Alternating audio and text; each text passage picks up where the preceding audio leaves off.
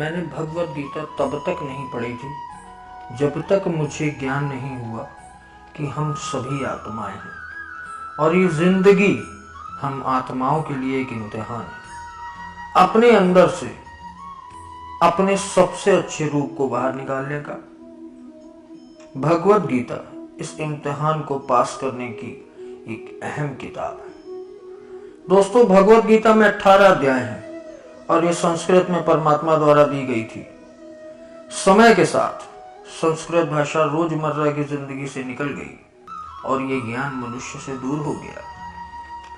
समय समय पर भगवत गीता का साधारण अक्षरों में अनुवाद किया गया और इसी प्रयास को आगे बढ़ाते हुए मैं यहाँ भगवत गीता संपूर्ण सार को एक आसान रूप में आप सभी के सामने प्रस्तुत कर रहा हूं।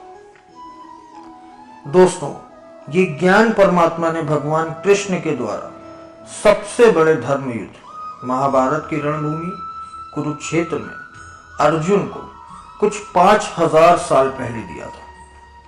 ये वो वक्त था जब धर्म का बार बार उल्लंघन हुआ, परमात्मा का डर मनुष्य से निकल गया, लालच की होड़ में भाई ने भाई को मारने की कोशिश करी और यही नहीं, एक ब्याहता को भरी सभा में अपने बड़ों के सामने अपमानित किया गया।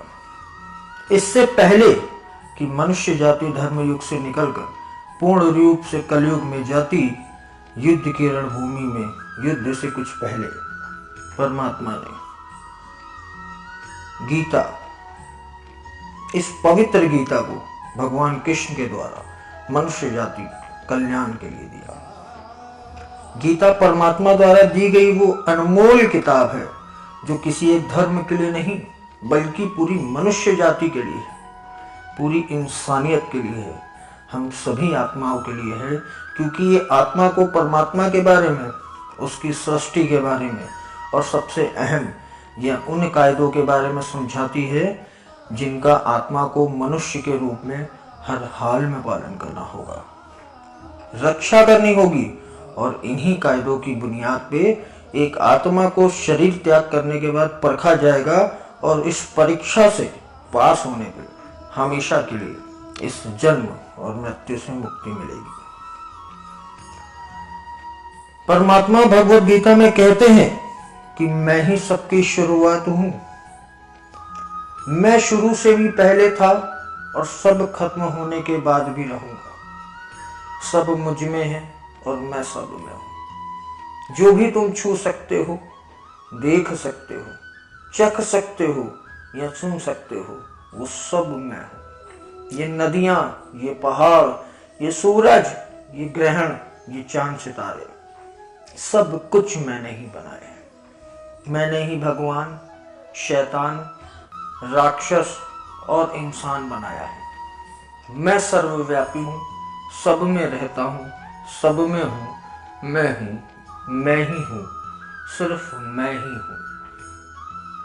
मैं ही ब्रह्म बनकर सब बनाता हूं और रुद्र बनकर सब नष्ट कर देता हूं।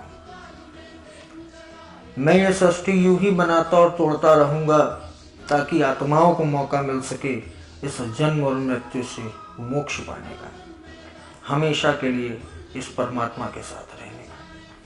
भगवत गीता कहती है कि इस सबसे बड़ी परीक्षा के लिए परमात्मा ने प्रकृति का निर्माण 5 तत्वों से किया है, हवा, अग्नि, जल, पृथ्वी और ईथर से, जिसे हम छू के, चख के, सूंघ के और देख के समझ सकते हैं। पर खुद परमात्मा इन 5 इंद्रियों के समझ से बाहर है। उन्हें आत्मा इन इंद्रियों से नहीं जान सकती। आत्मा 5 इंद्रियों के साथ वैसे ही जैसे एक लोहे का रोबोट जिसे खुद अपने बनाने वाले का कोई पता नहीं होता। अर्जुन को भी परमात्मा का विराट रूप देखने के लिए भगवान कृष्ण ने दिव्य नेत्र दिए थे। भगवत गीता समझाती है कि आत्मा जन्मी है, इसे कोई भी नहीं मार सकता, कोई जला नहीं सकता, डुबा नहीं सकता, काट नहीं सकता, लेकिन आत्मा को परमात्मा के साथ हमेशा रहने के लिए ये परीक्षा रूपी जीवन में बैठना ही पड़ता है।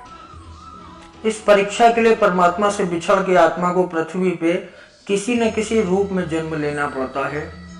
दोस्तों, 84 लाख योनियों को जीने और भोगने के बाद एक आत्मा को मनुष्य का शरीर और दिमाग मिलता है। इस सबसे बड़ी मर्यादाओं की परीक्षाओं में बैठने के लिए हर मनुष्य को पूरी परीक्षा के दौरान तरह तरह की अच्छी और बुरी भावनाओं के चक्रव्यूह में अपने ही भाई बहन और मित्रों के साथ डाला जाता है, जिसमें हर आत्मा को अपने अंदर के तामसिक और राजसिक अवगुणों से निकल के सात्विक जीवन में प्रवेश करने के मौके मिलते रहते हैं। हमारे तामसिक गुण वो हैं जो हमारे अंदर हीन भावना पैदा करके हमें खुद को उदास और नुकसान पहुंचाते हैं, और हमारे राजसिक गुण हमें ईर्ष्यालु और लोभी बना के दूसरों के प्रति नुकसान पहुंचा सकते हैं। इस परीक्षा के दौरान हर आत्मा को तामसिक और राजसिक गुणों को खत्म करके अपने सात्विक गुणों से परिचित होना पड़ता है। सात्विक गुण वो है जो आत्मा को अपने आसपास की हर चीज से जोड़े और उन्हें प्यार करना सिखाए। परीक्षा के दौरान हर आत्मा को जीवन के चारों स्तंभ धर्म, अर्थ, काम और मोक्ष का ज्ञान पाके ही मुक्ति मिलती है। यही वो द्वार है जिसे समझकर ही आत्मा परमात्मा को समझ सकती है। पहला द्वार धर्म का होता है और शेर इसका प्रतीक होता है। धर्म वही है जो गीता में लिखा हुआ है। धर्म वही है जो धारण किया हुआ है, जिसे आपका दिल मानता है। झूठ नहीं बोलना, चोरी नहीं करना, भगवान का निरादर नहीं करना, दूसरों को नुकसान न पहुंचाना, यही सब तो धर्म है। और हर आत्मा को अपने जीवन काल में हर समय धर्म का पालन करना होगा और उसकी रक्षा भी करनी होगी। दोस्तों, दूसरा द्वार अर्थ का है और घोड़ा इसका प्रतीक है। हर आत्मा हर जीवन काल में अपने पृथ्वी पे होने का अर्थ या मूल कारण समझेगी। इस जिंदगी में भोगने वाली चीजें और रिश्तों का आनंद लेगी। अच्छा बेटा, अच्छी बेटी, अच्छा भाई, अच्छी बहन, अच्छा पति या अच्छी पत्नी बनके हर दुनियावी रिश्ते पर खरी उतरेगी और इस परीक्षा को पास करेगी। तीसरा द्वार काम का है। भगवद गीता समझाती है कि हर मनुष्य के अंदर काम, क्रोध, लोभ, मोह, अहंकार और ईर्ष्या जैसी 6 भावनाएं हमें अपने और दूसरों के प्रति नुकसान पहुंचा सकती हैं। इन भावनाओं को हर मनुष्य को हमेशा अपने नियंत्रण में रखना होगा, क्योंकि इसके बहाव में किया हुआ कोई भी काम हमारे जीवन भर की परेशानी का कारण बन सकता है। और एक आत्मा संतोष और सादगी से इन भावनाओं पर हमेशा के लिए विजय पा सकती है। दोस्तों, चौथा स्तंभ मोक्ष का है और हाथी इसका प्रतीक है। इस परीक्षा रूपी जीवन में हर मनुष्य हर समय कुछ इच्छाएं रखता है।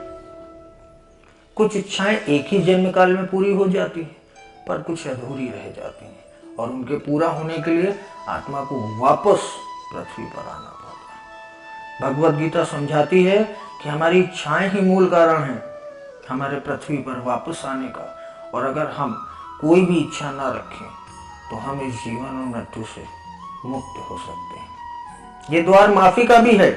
जिन्होंने आपके साथ बुरा किया उनको माफ करके, और जिनके साथ आपने बुरा किया उनसे माफी मांग के भी मुक्ति पाई जा सकती है। जब तक आत्मा इन चारों दरवाजों धर्म, अर्थ, काम और मोक्ष को समझ नहीं लेती, तब तक इस आत्मा को बार बार मनुष्य के रूप में आना ही होगा। परीक्षा का समय खत्म होते ही आत्मा शरीर और अन्य सम वस्तुओं का त्याग कर देती है। जो भी संसार में रहकर बनाया, अब वो किसी और का होगा। आत्मा अपने कर्मों के फैसलों के लिए चली जाती है। आत्मा के हर अच्छे और हर बुरे कर्मों का हिसाब होता है। अपने अच्छे कर्मों के लिए आत्मा कुछ वक्त के लिए स्वर्ग और दुष्कर्मों के लिए नरक चली जाती है। नरक में आत्मा को अपने पापों के अनुकूल सजाएं मिलती हैं, और सजा खत्म होने के बाद आत्मा को फिर से एक नया शरीर और एक नया दिमाग मिलता है। इस परीक्षा में फिर से बैठने के लिए, और हर परीक्षा में वही सब फिर दोहराया जाएगा। जिंदगी के 4 स्तंभ धर्म, अर्थ, काम और मोक्ष को समझने के लिए हर जन्म में अपने कई जन्मों के कर्मों के हिसाब से हर आत्मा को कभी अच्छे तो कभी बुरे हालातों को से जाना जाता है, से जाना पड़ता है। लेकिन जब तक आत्मा परमात्मा के साथ योग को नहीं समझ लेती, तब तक वो मुक्ति नहीं पा सकती। भगवत गीता समझाती है कि मनुष्य अपने शरीर, दिमाग या दिल से भगवान को पा सकता है। शरीर द्वारा किए गए कर्मों के माध्यम से परमात्मा को पाने को कर्मयोग कहते हैं। ऐसे कर्म जो परमात्मा की इच्छा से हो और दूसरों के कल्याण के लिए हो।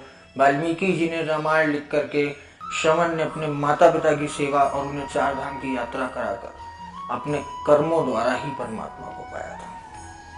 श्रीमद् भगवत गीता समझाती है कि एक आत्मा दिमाग से भी परमात्मा के साथ योग लगा सकती है। इसे राजयोग कहते हैं, क्योंकि दिमाग या मस्तिष्क सब इंद्रियों का राजा होता है। एक मनुष्य अपनी आस्था, अपनी श्वास प्रणाली, अभ्यास, साधना और तपस्या से परमात्मा को इस योग के रास्ते बहुत आसानी से पा सकता है। इस योग को समझने के लिए हमें अपने अंदर की एनर्जी, अंदर की सारी शक्तियां, यानी हमारे शरीर के जितने चक्र हैं और उन कुंडलियों को समझना पड़ेगा। आत्मा मस्तिष्क से ध्यान लगाकर परमात्मा के साथ योग लगा सकती है। भगवत गीता में परमात्मा कहते हैं कि अगर किसी आत्मा को धर्म ना भी समझ आए, योग ना भी समझ आए, पर अगर वो मेरी शरण में आ जाए तो मैं उसके सारे पाप माफ कर देता हूँ। परमात्मा को ऐसी दिल की गहराइयों से पुकार के पाने को भक्ति योग कहते हैं। लेकिन कभी आत्मा अपने होने का मूल कारण भूल के धर्म का उल्लंघन करे या पाप के रास्ते पर निकल जाए, तो उसे ठीक करने के लिए परमात्मा को खुद किसी रूप में पृथ्वी में जन्म लेना पड़ता है। तो दोस्तों, आइए इस भगवत गीता को पूरा पढ़ के इससे जिंदगी के असली मायनों को समझ के और परमात्मा के साथ योग लगाएं। अगर आपको इस भगवत गीता का संपूर्ण सार पसंद आया हो तो निवेदन करता हूं, ज्यादा से ज्यादा लोगों को शेयर कीजिए। जितना ज्यादा आप कर सकते हैं उतना ज्यादा लोगों के साथ शेयर कीजिए, ताकि हमारे शरीर की जो आत्माएं हैं या जो भी आत्माएं हैं वो अपने यहाँ होने का मूल रूप समझ सकें और इस जन्म और मृत्यु से हमेशा के लिए मुक्ति पाके परमात्मा के साथ रह सकें। आप सभी का दिल से शुक्रिया अदा करता हूँ और उम्मीद करता हूँ कि लोगों को भी ये चीज़ आसानी से समझ में आए। अगली वीडियो में आपसे दोबारा मिलूंगा, तब तक के लिए आपसे विदा चाहता हूँ। आपका दोस्त मनहर ज्ञानी। जय माता दी।